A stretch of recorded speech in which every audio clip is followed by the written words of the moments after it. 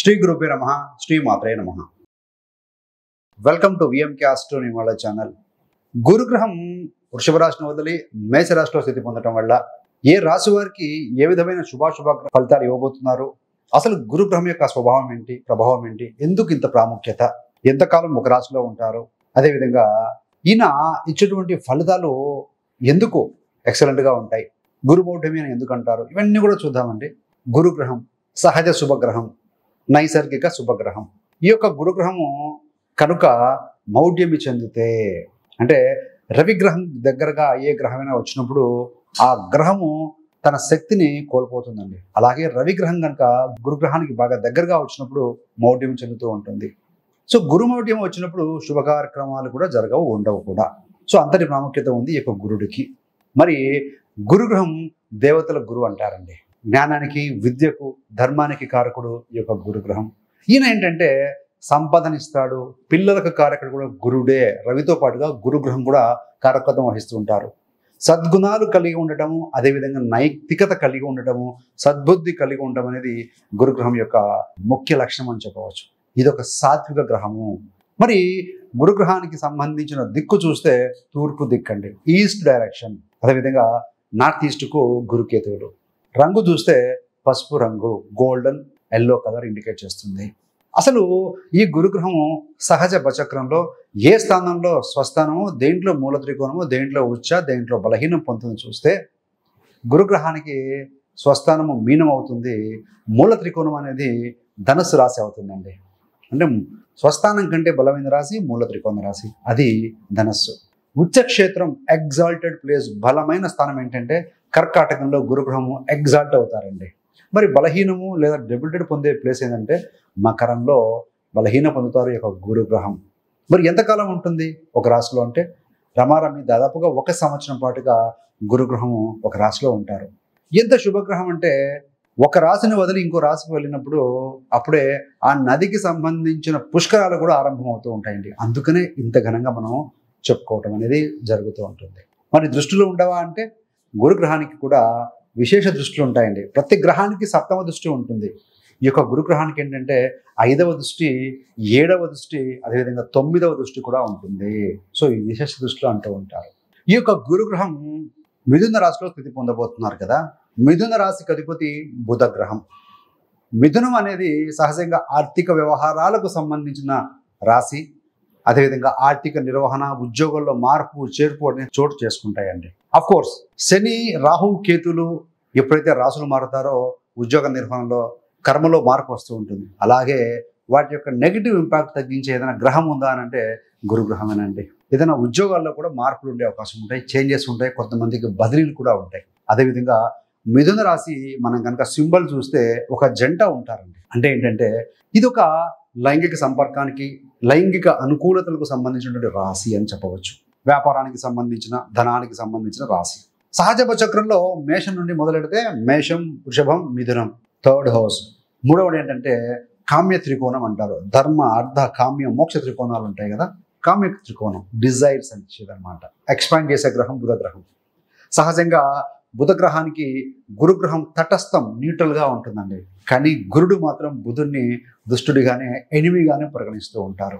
So కాబట్టి ఏంటంటే గురుగ్రహం బుధుడింట ఉన్నారు కాబట్టి కమ్యూనికేషన్ రంగంలో ప్రపంచవ్యాప్తంగా, ఇండియా కావచ్చు, ప్రపంచవ్యాప్తంగా చాలా మార్పులు, చేర్పులు ఉంటాయి. అదేవిధంగా బిజినెస్, వ్యాపార రంగంలో కూడా చాలా డెవలప్మెంట్, ప్రాస్పెరిటీ, ఇంప్రూవ్మెంట్, మార్పులు, చేర్పులు ఉండబోతున్నాయని చెప్పాలి.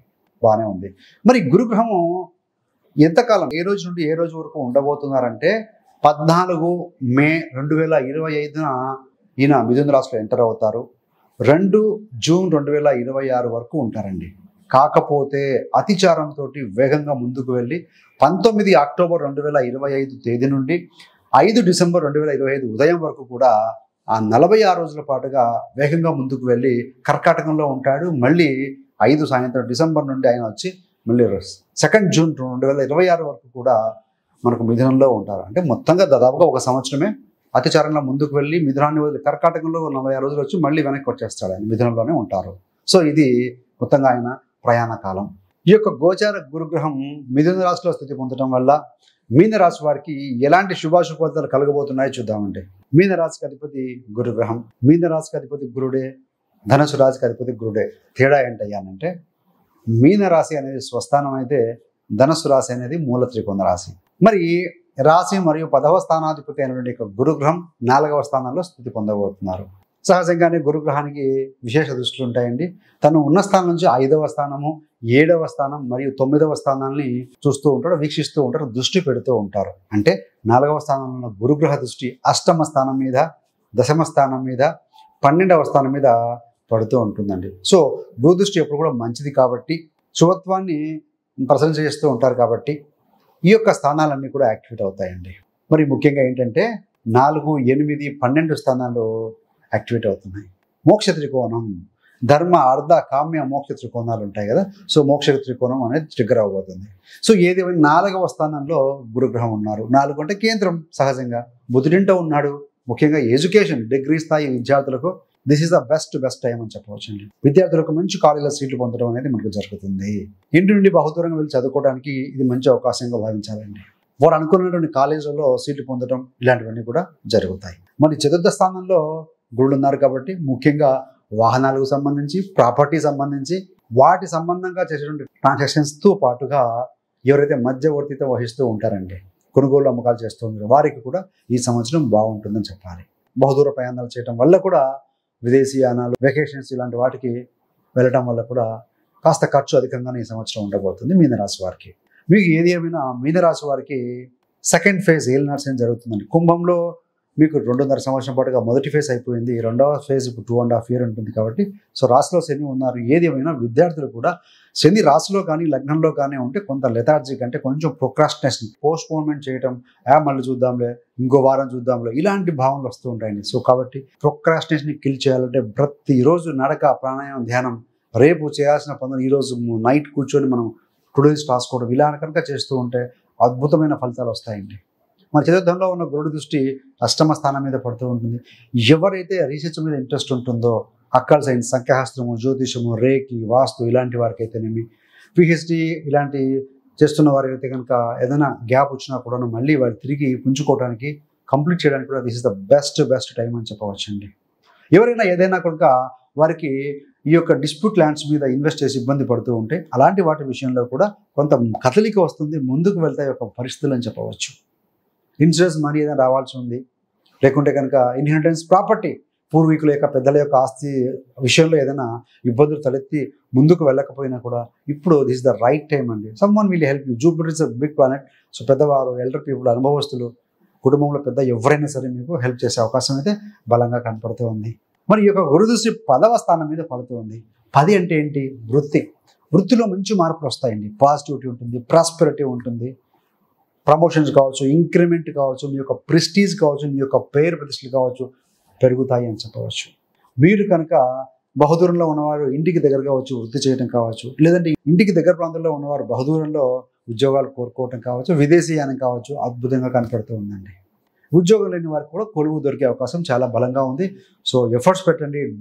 ఎలాంటి డిసప్పాయింట్ కావాల్సిన అవసరమే లేదు. శని ఉన్నారు లాస్ట్లో కనుక, ఏలినాటి శనిలో కూడా ఉన్నారు కాబట్టి కాస్త లేట్ అవ్వచ్చేమో కానీ బట్ గ్యారంటీ అండి.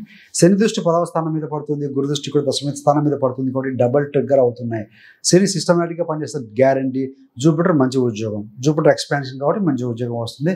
సో చేయాల్సినంత మీ ఎఫర్ట్స్, పాజిటివ్ యాటిట్యూడ్తో మీరు ముందుకు వెళ్ళటమే. అదేవిధంగా పిలిగ్రిమేజ్, దూర ప్రాంతానికి వెళ్ళటం, ఆధ్యాత్మిక యాత్రలో పాల్పంచుకోవటం, ఇట్లాంటి వాటి ఎందుకు కూడా మీరు ఖర్చు చేస్తారు అని చెప్పవచ్చు. మీకు ఏదైనా తండ్రితో కనుక సంబంధ బాంధవ్యాలు ఇబ్బందులు కనుక ఉంటే this is the good time to resolve the issues అండి. అలాంటి వాటిని క్లియర్ చేసుకోవడానికి మంచి టైం అని చెప్పుకోవచ్చు. మదర్ హెల్త్ బాగుంటుంది. తల్లికి యొక్క సలహాలు తీసుకోవడం, వాటి ఉపయోగించడం వల్ల మీరు బెనిఫిట్ పొందుతారు అని చెప్పవచ్చు. 8వ స్థానం మీద దృష్టి ఉంది కాబట్టి అనుకోని సంపద ఏదైనా ఉంటే రావచ్చు. సో ఏదైనా ఇన్వెస్ట్మెంట్ జాగ్రత్తగా చేసుకోండి. ఇలాంటి కొంచెం జాగ్రత్తలుగా తీసుకోగలిగితే మాత్రం మళ్ళీ మీకు అద్భుతంగా ఉంటుందండి. హెల్త్ పరంగా చూసుకుంటే జాస్త్యాధిపతి గురుడు 4లో ఉన్నారు, 8, 12 స్థానం చూస్తూ ఉన్నారు కాబట్టి డయాబెటీస్ ఉన్నవారు కావచ్చు, ఇలాంటి వారు కొంచెం కేర్ఫుల్గా ఉండాలండి. కొంతమందికి పాదాల నొప్పి, కీళ్ళ నొప్పి లాంటివి సహజంగా ఉన్నా కూడాను గురు స్థితి వల్ల కొంచెం బెటర్మెంట్గానే ఉంటుందని చెప్పవచ్చు. సో మరి రెమెడీస్ పరంగా చూస్తే ముఖ్యంగా గురుగ్రహ జపం చేసుకోవటం, బీజమంత్రం పఠనం చేయటం, దక్షిణామూర్తి శివారాధన, దత్తాత్రేయ స్వామివారి ఆరాధన, ఇవన్నీ కూడా గురు స్వరూపాలండి. అదేవిధంగా విష్ణుమూర్తి ఆరాధన, సింపుల్ రెమెడీ చేసుకోండి. టార్గెట్స్ పెట్టుకోండి. మీ డ్రీమ్స్, డిజైర్స్ తగినట్టుగా ప్లాన్ ఆఫ్ యాక్షన్ విధించుకోండి. వీక్లీ వన్స్ రివ్యూ చేసుకోవడం, monthly goals, 6 months goals, yearly goals ఇలా పెట్టుకొని కనుక పనిచేస్తూ ఉంటే సో మైండ్ ఎక్కడికి డైవర్ట్ అవ్వదండి.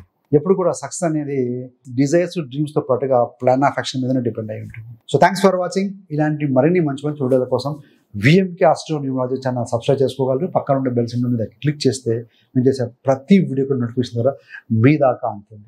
సర్వేజన సుఖినో భవంతు. స్వస్తి.